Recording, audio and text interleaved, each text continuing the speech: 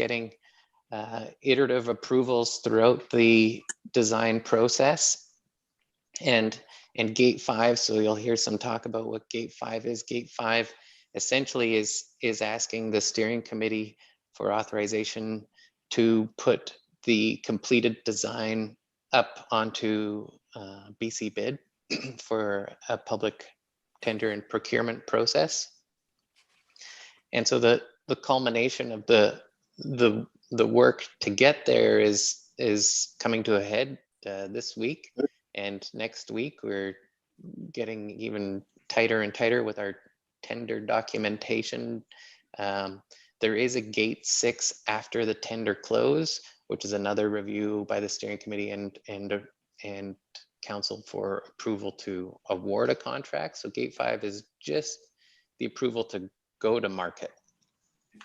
And so in terms of what that means is that all these workflows that we've been working on to date, the design document, the contract documentation, such as specifications and equipment lists and operational plans and referendum and capital campaign, they're all kind of been resolved. And this gate 5 is really the point where we've merged everything into one document package and are ready to go to market to get pricing.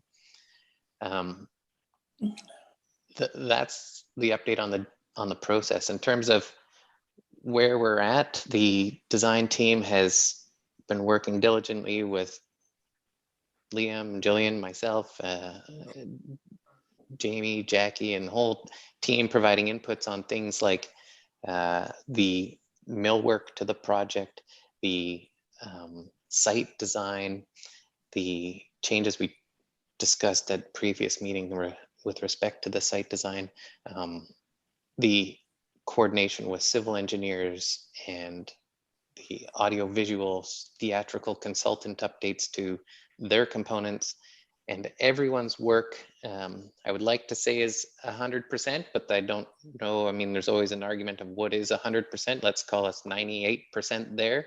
And the plan with tender would be to release to market, have a period where it's open to the public to ask questions. We would do a contractor walkthrough on site, close the tender, analyze the bids, and then be prepared for gate 6, which would be a recommendation to the steering committee as to how we move the project forward. Those are some of the updates associated with that process. And Jillian, did you want to get into some of the details associated with the landscape and at this point, and just tell me when to drive and I'll click away. Unless there's any questions before I get into that. No, not for me. Anybody else here? There is a closed meeting following this meeting, and if there's anything pertinent to the closed meeting, we can answer it there. But in the open meeting, I'm happy to talk about that process and some of the updates. All right, I don't see anybody there. Okay, Jillian, are you done or? Well, Sam's going to go to the next slide. Yeah. Okay. I just wanted to share a little bit about what we've been working on with the landscape, because I think this is an area that perhaps there hadn't been as much information with the committee, and it's absolutely a critical part of going to tender. It's within the package, and it's been pretty exciting working on this project. So just so you know, both Bonnie and Carla have been involved working on the landscape to bring that important perspective of parks, and especially about the maintenance of the landscape down the road. So we've had some fantastic meetings with HAPA, the landscape architects, for this. So just situating you into the site again, just as an overall framework for the intention with the landscape, it was very much inspired by our local ecosystems. And when you think of the site itself and how it's perched on the edge of the bluff there, that concept was really integrated into the design, and really the need to marry this built environment with the natural and having it be sort of a seamless flow from that structured environment into the natural one. As we looked more into actually choosing which plants would be appropriate for the site, I have the criteria listed there that were so important with our plant selection. Deer resistance right at the top of that. And this was quite an interesting process for city-based landscape architects. They really didn't have an idea of just how voracious our deer really are over on the island. And with an intention with the Parks Department of how long do they want to maintain fencing or protection from the deer, because that was a critical piece there. Drought tolerance, absolutely. We don't want to be putting anything that has high irrigation requirements. Being a native plant to BC was very high on the criteria list, but there are certain applications where we recognized maybe it's not critical, and I'll come back to that. Of course, we want everything to be supporting wildlife in terms of pollinators, fruits, shelter, habitat, and non-invasive is pretty critical. So I'm going to walk you through really quickly the 3 different sections of the landscape, because it's sort of divided into 3 main treatments. So encompassing the bulk of the building from the east and the north and a little bit of the south, intention here was really to mimic our native understory plantings and really provide that transition from that structured environment, linking with species that you find naturally there and leading you out towards the bluff. So we were looking carefully at what types of native species that fit all of our criteria and provide a beautiful, relaxing environment to people. That's where the path will be heading through as well. So people will be able to enjoy these species as they make that path around the building itself. The next section that had to be addressed in a different area was the purple section right along Trunk Road there. And the inspiration for that one was a sunny meadow. So that elicited a lot of conversation about how do we really identify species that won't seed all over the place, won't blow into the grass field, are really not going to be invasive from that perspective of spreading their seeds, as opposed to invasiveness through roots, which was a factor in some of the other areas. So we worked pretty hard on trying to identify species, and actually there's a couple of things in the image that would not be included, like the California poppy, because it's potentially invasive tendencies. But the landscape architects were able to speak with a local seed supplier who can custom blend the seed mix for us to be absolutely appropriate to our site. This is a closed meeting for I don't know. Jamie, you if you could, yeah, Sorry. could you? Yeah. So moving on to the front, this is actually a significantly different area that we had to think of from a little bit of a different perspective. So before I get started, I just want to mention the patch of, I don't know, is that salmon, whatever color that is, on the left-hand side. That was an original intention of the landscape architects to provide a gateway entrance, but that section on the left, it probably won't be possible in the way they're thinking, because we need to maintain that emergency access for the school there. So we have to be aware of that. But this particular area in the front, we recognize that this is a very high profile spot for the community center, right? This is an area where Parks is prepared to have a little bit more maintenance going into it. It's potentially the most manicured, needs to cater a little bit to a different aesthetic potentially, and human elements in terms of what do people want to see there, how are they going to use that space a little bit differently than some of the others. So we approached it from a little bit of a different perspective, and HAPA came up with 3 options, which is on the next slide. One was taking inspiration from a woodland edge with a pretty simple, sort of not fully monoculture, but fairly basic, very low planting understory, but with striking stems that come up through that. The second one was a coastal bluff, really taking inspiration from the beauty of arbutus and maybe some of the understory plantings that are associated with that ecosystem. And the third one with a different slant was linking to our Bowen heritage and linking to the cultural heritage of the island.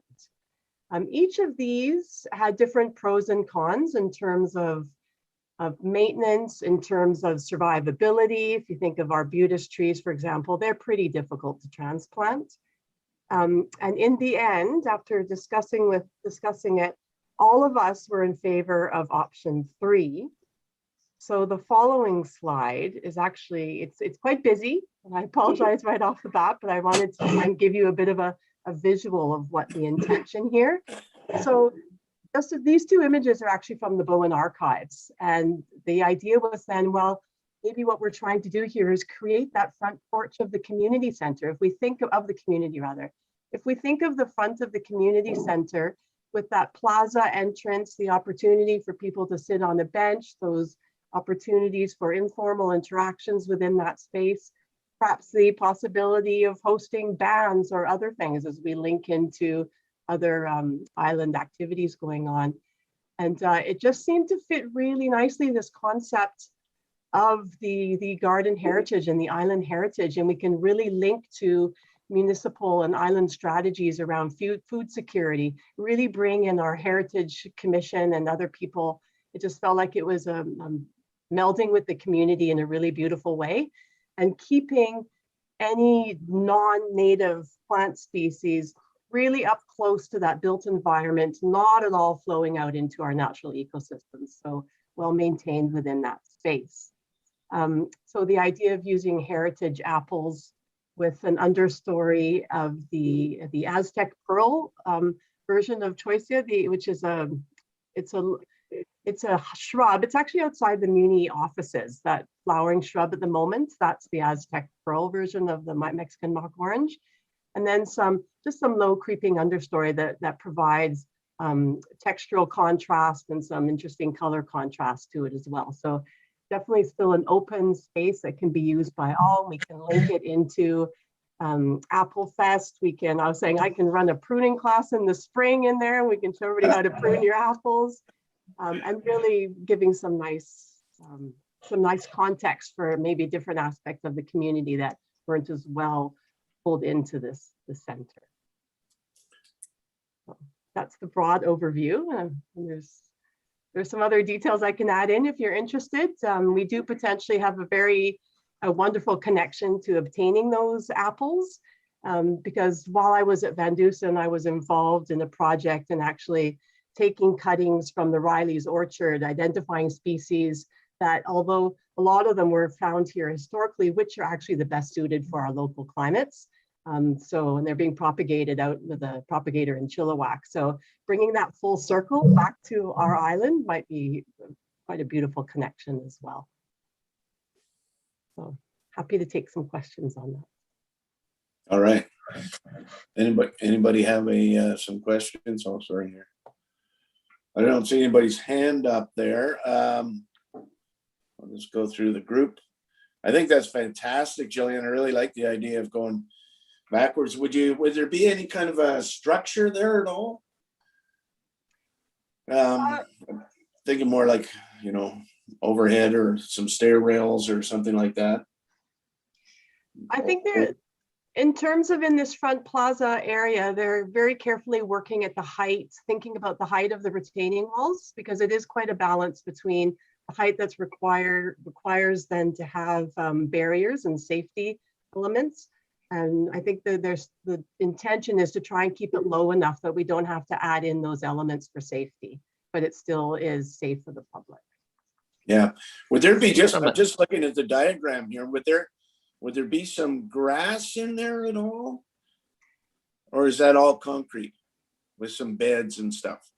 It's mostly the retaining walls. I'm sorry, I don't know if they're concrete or wood. Sorry, yeah. I'm not sure about that, but concrete. Concrete? Okay. Concrete, yeah.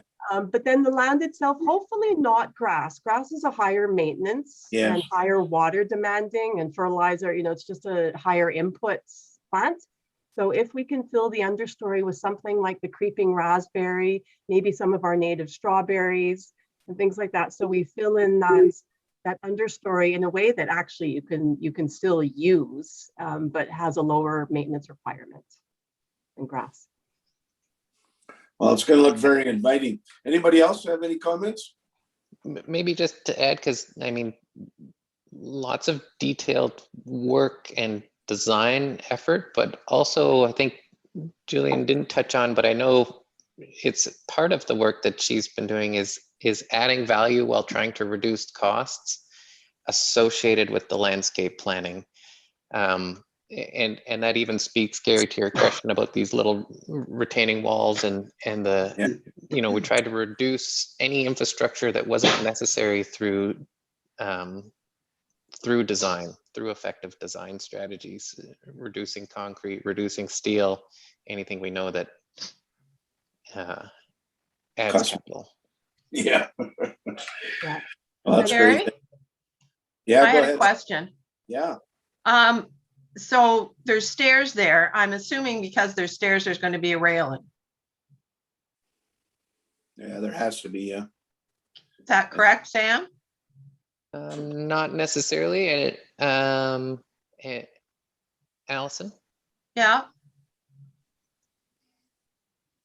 I would highly For push for a accessibility. railing, at least on one side for people to hang on to when they're going up and down, little kids to hang on to, and older people with gimpy knees to hang on to.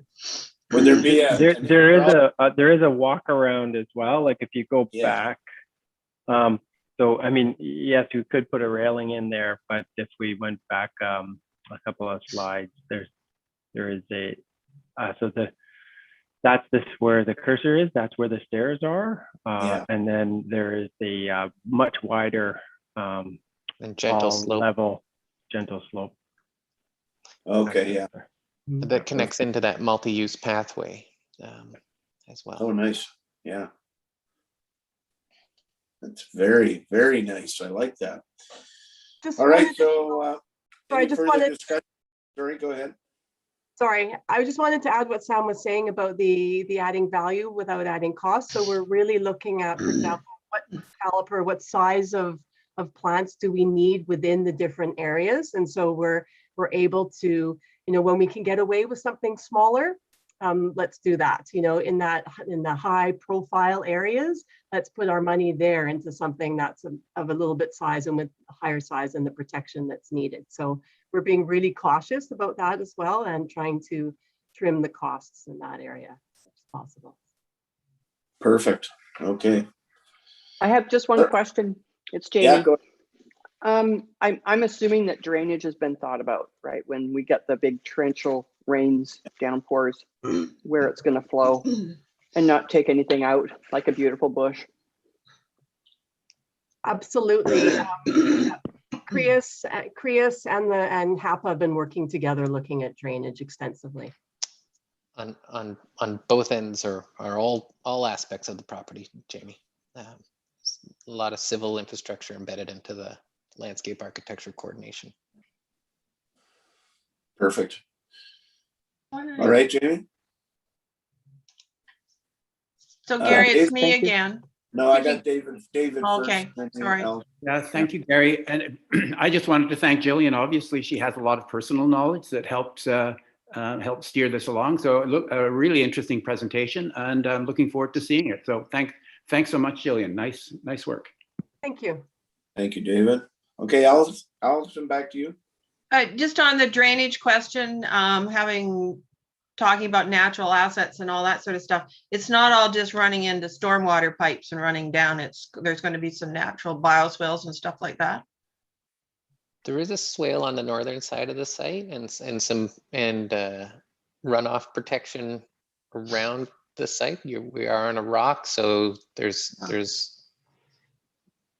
natural civil components and landscape architecture components, and there is also underground infrastructure. So there's, Allison, on the south side, which we're sort of looking at here in this picture, there's an infiltration gallery that'll be built either under the multi-use path or like directly adjacent to it. Oh. And then the north side, you can just see a little blue thing sticking into the picture. Yeah.